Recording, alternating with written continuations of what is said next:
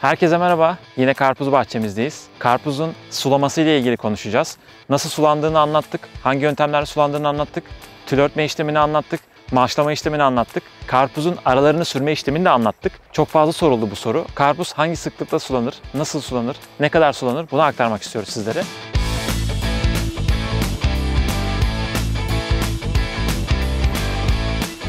Karpuz küçükken ilk başta karpuzu dikeceğimiz zaman motoru çalıştırıp bir can suyu vermiş oluyoruz zaten.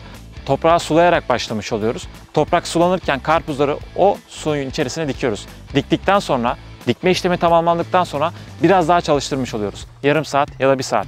Bu şekilde yaptıktan sonra üzerine tül örtme işlemini gerçekleştirmiştik zaten. Tül örttükten sonra bu şekilde işlemimizi tamamlayıp bırakıyoruz. Aradan birkaç gün geçtikten sonra kontrol ediyoruz her şey yolunda mı diye. Eğer ki tülün altında su istiyorsa, hava böyle sıcak gidiyorsa o zaman belki biraz daha sulama işlemi gerçekleştirebiliriz. Ama bu yaptığımız sulama da yine çok az olacaktır. Yani bir saat falan çalıştırıyor olacağız. Çok fazla suluyor olmayacağız.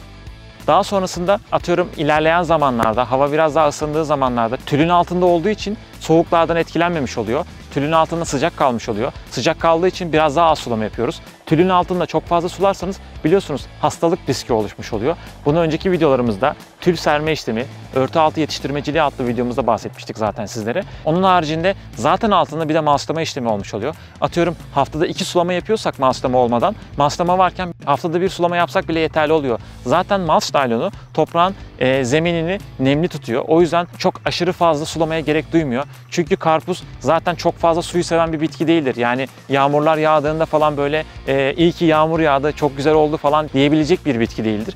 Tabii ki yağmur sularını sever ama daha böyle kurak havayı, sıcak havayı seven bir bitkidir. Daha uzun kol mesafesine ulaştığı zaman çok fazla yağmur yağarsa, köklerinde malç naylonu varsa gövdelerinde ilerlediği zaman kollarında hastalıklar oluşmaya başlıyor. Böyle yapraklarını zaten o hastalığı görebiliyorsunuz. İyice çökmüş gibi oluyor. Sanki böyle kökeni çökmüş deriz hatta biz. Gövdesi çökmüş gibi oluyor. Böyle yere yapışmış gibi oluyor. Bir o sıkıntısı oluyor.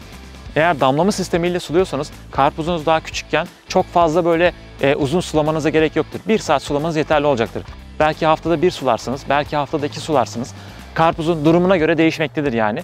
İlerleyen zamanlarda karpuz daha fazla uzadığı zaman havalar da çok sıcak gidiyorsa havanın durumuna bakarak, karpuzun durumuna bakarak zaten dediğimiz gibi naylonun altında karpuz nemli kalmış oluyor. Eğer naylonun altına dokunduğunuz zaman böyle çamur gibi ise, nemli gibi ise o zaman fazla sulamanıza gerek yoktur. Karpuzlar biraz daha büyüdüğü zaman, çok fazla uzun kol mesafesine ulaştığı zaman biraz daha fazla suluyoruz. Bu sefer 1 saat değil de 2 saat suluyoruz, 3 saat suluyoruz, 4 saat suluyoruz. Duruma göre değişebiliyor.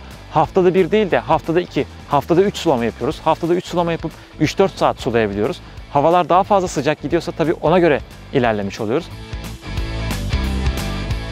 Karpuz kollarından karpuzun su isteyip istemediğini de anlayabilirsiniz. Karpuz kollarının uçları hemen hemen kendini belli eder. Kol uzaması, kolların uçları havada olarak gerçekleşir. Su istediği zaman hemen kollarını aşağı eğer ve su istediğini anlarsınız. Tamamen büyüdüğünde, kocaman kocaman karpuz olmaya başladığında ise karpuzu yeşil tutmak için sulama gerçekleştiririz. Karpuz yeşil kalırsa su istemez. Kendini bırakırsa da olduğu gibi çöker. Karpuzlar da yanabilir. Karpuzun boyutuna göre, zamanına göre kendinizi ayarlayabilirsiniz.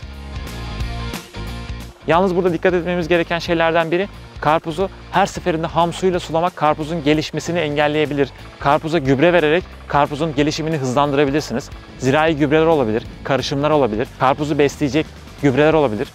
Gübreyle alakalı bilgileri de size yakın bir zamanda başka bir videomuzda anlatacağız.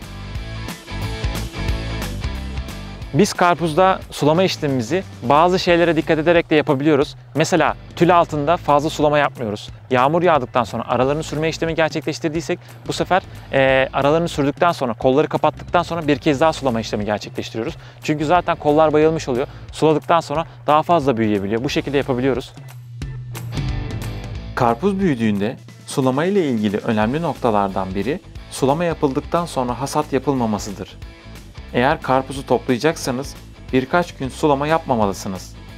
Yapmadan hasat etmeniz çok daha verimli olacaktır. O yüzden sulamayı toplama zamanınıza göre ayarlayabilirsiniz.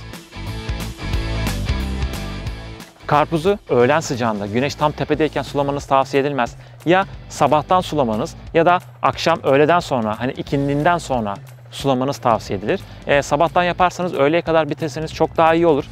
Güneş daha fazla indikten sonra, yani böyle ikindi zamanına geldikten sonra, ondan sonra yaparsanız daha iyi olur. Ama tabii ki de en önemli sulama zamanı sabah zamanlarıdır.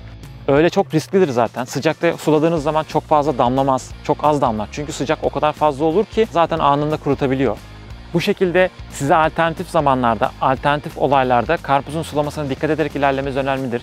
Tabii ki en önemli, en doğru, en detaylı bilgiyi hem sizin iklim şartlarını bilen hem de karpuz bitkisini iyi bilen bir ziraat mühendisine danışarak yapabilirsiniz. Onlardan daha detaylı ve daha uygun bilgiye ulaşabilirsiniz.